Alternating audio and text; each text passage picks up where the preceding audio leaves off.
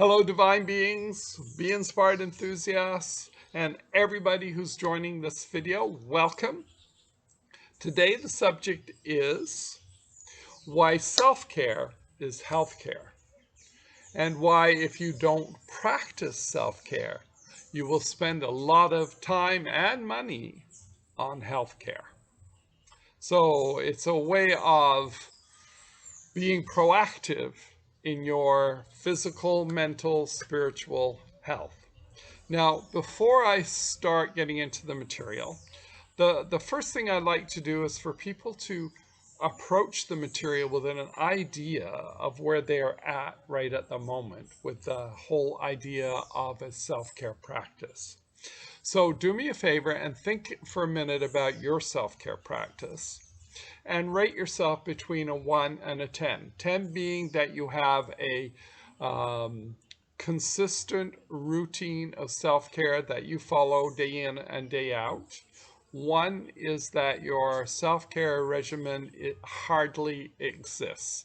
So you're going to be somewhere on that scale, and don't be embarrassed if it's slow. There's a reason why it's slow, and we'll talk about that in a minute. But take a moment and get your score, and once you have it, write it down on a piece of paper or put it into the comment section here on the YouTube video, under the video, and put your score in there. Just share where you're at if you feel confident in doing that. If you don't, please don't force yourself to share the information, but at least write down your number on a piece of paper and refer to it as we go through this short video. Now, my name is Nick Grimshaw, and I teach people seeking to live an inspired life how to use the tools of affirmation, gratefulness, mindfulness, and meditation. Those 4 are the key things to living a life of happiness, joy, inspiration. And applying those tools to your self-care regimen can really help boost your ability to move yourself into towards a 10 from wherever you are. Because our goal is, during the video, is to suggest ways and means of moving that needle. Okay, so it's important to set the history here, I think, to understand where we are now and what was predicted in the mid-20th century. And I remember seeing articles, yes, I was old enough to read in the mid-20th century, from futurists who were imagining a future where we would be living, and they were calling it the age of leisure. And in the age of leisure, we would all have time to pursue what we love, to be the artists and creative geniuses in our lives. And that we would no longer have to put any attention on the mundane, everyday tasks that we all still have to do to this very day.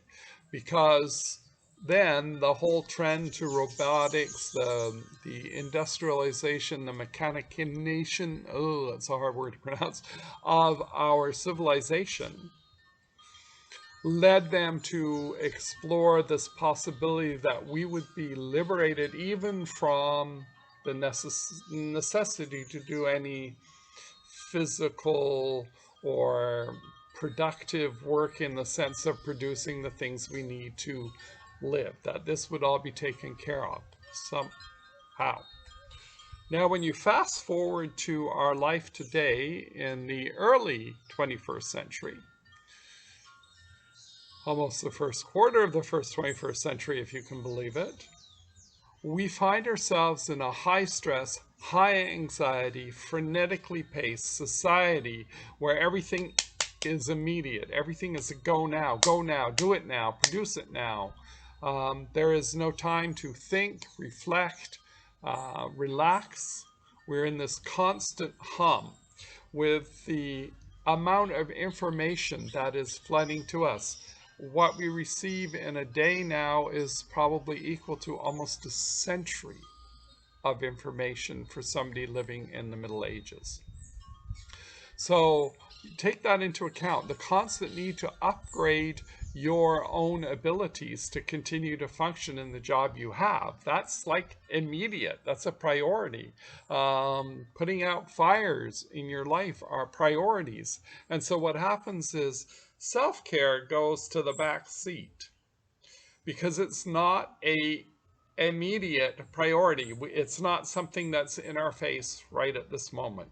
And so we push it to the back. We maybe if we get an odd day once in a blue moon to go to the spa or go for a walk somewhere, then that's great. But otherwise, our self-care gets pushed to the side while other priorities take over. The only problem with doing that is that we are forcing ourselves into that constant survival mode of fear, anxiety, doubt, anger, frustration, all those things that come up in our everyday world because we don't have time to sit back and self-reflect, to choose a direction, to give ourselves focus, to restore our health, give our time to just relax, release, just be at peace. The qualities that we should most treasure in our lives, like peace and tranquility and time to focus on ourselves, to read and learn and grow, are all in the back seat of our car. And we're driving madly down the highway and we have no way to get off. So I recently wrote an article about the 7 benefits of self-care. Now, there are probably more. If you come up with one, please add them to the comment section below. I'd like to hear from you other ideas about the benefits of self-care. And the 3 first ones are directly related to health, and that is greater happiness. So when you take time for yourself, say it's a spa day or a nice walk in the countryside, or even just sitting and having a wonderful cup of coffee in the morning without that need to worry about all the pressing details that are coming at you as you leave for work or as you go to your workstation in your home, whatever that is, to spend that time in quietude, in reflection. So when we do that, we automatically feel happier. And when we feel happier, it's that ripple in the pond effect, is you are not out to change anybody else. You're out to change yourself. The purpose of your self-care is to change yourself, to unbury yourself from everything that's being piled on and to free yourself from lots of misconceptions and false ideas and routines or things that you believe, limiting beliefs, all of those things. That is what you're doing. And so when you feel happier, the people around you feel happier too. Even if it's to the fact that they don't have to worry about mom being short-tempered this morning because she has a project or she has to drive them all to a sporting event or whatever it is. Just that alone brings a sense of calmness, peace, tranquility in and around your surroundings. Also, practicing self-care is the benefit to your overall health. So mental, physical, spiritual, personal. When you take the time to do the things, to practice, maybe you're going to practice some meditation. Maybe you're going to take time to do self-reflection. Maybe you're going to do some journaling. Maybe it's just every day you take a nice walk in the park nearby to get the fresh air and to think about the direction you're going. Those all have a huge impact on your mental health, your physical health, your spiritual health, your personal health. Another one is that you develop automatically because you're spending time on yourself. You're growing your abilities to communicate, to be relaxed, to come from compassion, to be empathetic. Because you're developing all of that, you begin to develop better relationships in your life. And this doesn't mean that you're going to change the relationships you have, but that those relationships grow and mature and bloom in front of your eyes from doing the work on yourself first. So maybe at this point in time, you're having a conflict with your spouse and you're not sure how you're going to resolve it. But through your self-worth, through your self-care, you're going to feel more confident, more self-esteem. You feel better about your ability to communicate with your partner, to sit down and talk out. You'll have time to personally reflect and take a look at your own contribution to whatever is going on. And so you build better relationships. And those all revolve around your health. Now, if you don't do that, and you continue to live in the emotions of stress, the emotions of survival, which are those fear, anxiety, doubt, worry, anger, all of those things, then you're stressing your body to produce those hormones of stress, that flight and fight hormones that are meant to be used when in an immediate moment when you need to either stay and fight or run like the Dickens, right? But now we're using them every moment of every day, and we're slowly burning out those chemicals in our system. And when we no longer can produce those, or they become overactive and we can't get off that need for those stress-related feelings, that it becomes a habit to feel anger and to feel tension and feel stressed. And those become your everyday emotions, and you become addicted chemically to what's being produced in your body. And now you're in a place where it's difficult to move away from. And so you start to burn out. You might get sick. You are less resistant to diseases and to colds and to other things. Depression can set in. So that's why it's so important to take that self-care off the back seat and move it to the front and make self-care a priority in your life. Now, in the article, I talk about the other benefits. Is number one, there's an opportunity for personal spiritual growth. Because if we're not growing, then how do we learn to deal with new demands at work? How do we learn to process more of this information more quickly? How do we cope if we don't spend some time on our personal spiritual development? It allows, having self-care allows for a life of more meaning and purpose. Because as you practice self-care, as you slowly become the master of your life. You start to take control and say, no, no, no, no, no. First, my self-care, then that problem. And you begin to direct your life and direct the focus, direct where you want to go, the things you want to see and do and have in your life, rather than just being the victim or the effect. And I talk about cause and effect a lot. When you're cause, it means you are the creator of your life. You are causing your life to happen. And that's where we all want to be. That's the sweet spot to be causing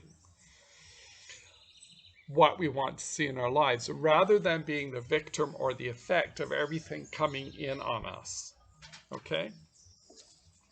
So just as another mention, in my article, I've included a self-esteem assessment. And again, I'm really big on assessments to figure out where you are so you can start mapping out where you want to go. If you don't know where you are on the map, it's really hard to figure out how you're going to get to the destination if you have no idea where to place yourself on the map. So always, always, always use this. This is like an everyday activity. Where would you rate yourself right now on blah, blah? And that gives you the idea of how far, what you need to do, what things can I do to change the situation? How do I find myself on the map? Right? That could be the very basic question. So always take time to rate yourself on things. So in the article, and I'll link all of this below, in the article, there is a self-assessment that you can do to figure out where your self-esteem level is, because that's all part of self-care. Okay? And one of the things about the tools that I teach is that you can use them simply and easily to help guide your progress in spending or creating your self-care regimen. So one of the things I recommend is that you spend time creating some affirmations about your self-care. Now, in the show notes below, I'm going to leave a link where you can go, and you probably go, Nick, this is your broken record on this, but I've written a how to write and use powerful I am affirmations. And there are 6 easy steps that won't cause you any stress on how to write your own affirmations. They are powerful when you write your own.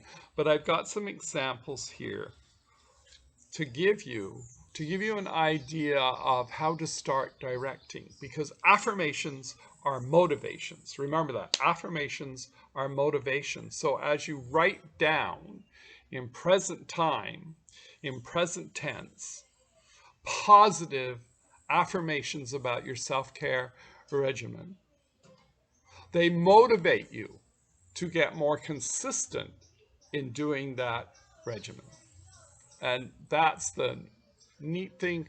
The other thing about affirmations is they start to make that shift from a negative mindset to a positive mindset. And it's really, really, really important to your physical, spiritual, and mental health to have a more positive outlook in your life. So I've got 3 examples here. I'll list them in the show notes below of affirmations that you can use, and I challenge you to write some of your own. So here they are. I'm just going to read them so I don't mess them up. I am truly loving the time I take to reflect on my life, my accomplishments, and my future direction.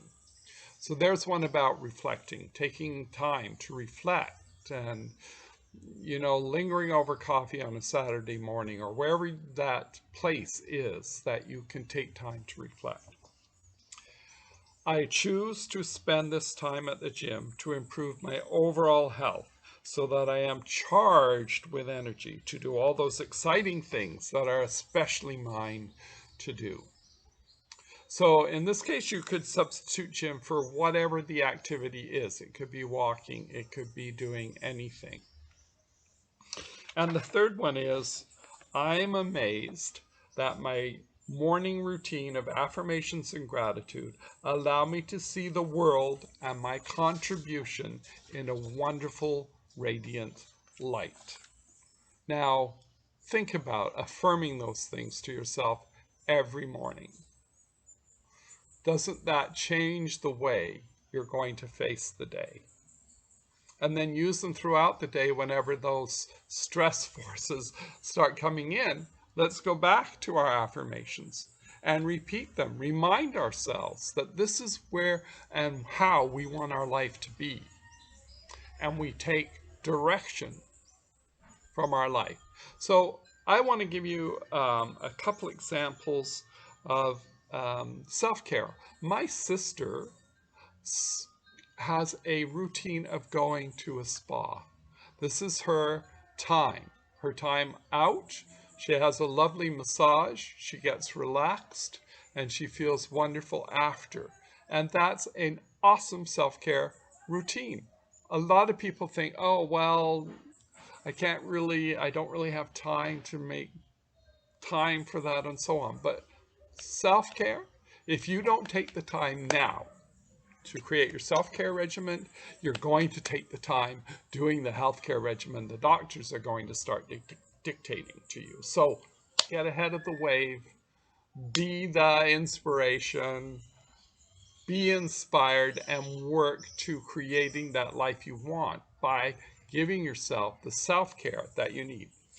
My own personal self-care, one of my most important things is Thursday. Everybody around here in my life know what happens on Thursday.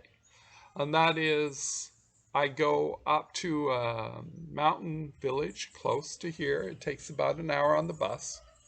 I go up there, I get out of the bus, and I walk 10 kilometers up into the mountains around the mountain town Boquete. For me, it is the most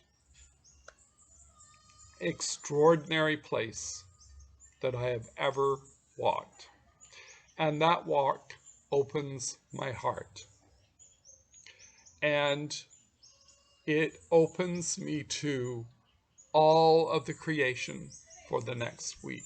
All the ideas, all the content ideas, all the gratitude that I feel well up in me as I do that walk. It's like walking out in the most blissful countryside. All the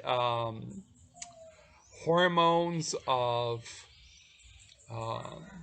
higher emotions are released. So you're feeling bliss, you're feeling gratitude, you're feeling expansive, you're feeling in control. And everyone needs to have that kind of routine in their life, whatever that happens to be for you. And I do this, it's religious. This is my Thursday routine. Everybody around me knows that Nick is not on the computer Thursday. He's off on his walk. And after the walk, I reward myself. I live in Panama with the most beautiful cup of coffee you can imagine. And that gives me the fortitude, the courage, the will to keep going, to keep on going, to keep on trucking. And I hope that's what a self-care routine will do to you. It is a preventive measure for future healthcare and the expense of healthcare. Take the time now to change your score. Take your time now to download that freebie on how to write and use powerful I am affirmations and start creating your own, or steal the ones I'm going to leave in the show notes below.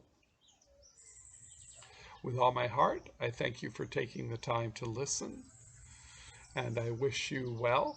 And remember always, dream big, live inspired. Hi, Nick Gribshaw here, and welcome to our channel. If you enjoyed this video, please give it a thumbs up, give it a like, comment, and subscribe. Doing those things really help us track better with YouTube. And if you're interested, click the notification button for notification when we upload a new video. Thank you so much for doing that. Have a good day.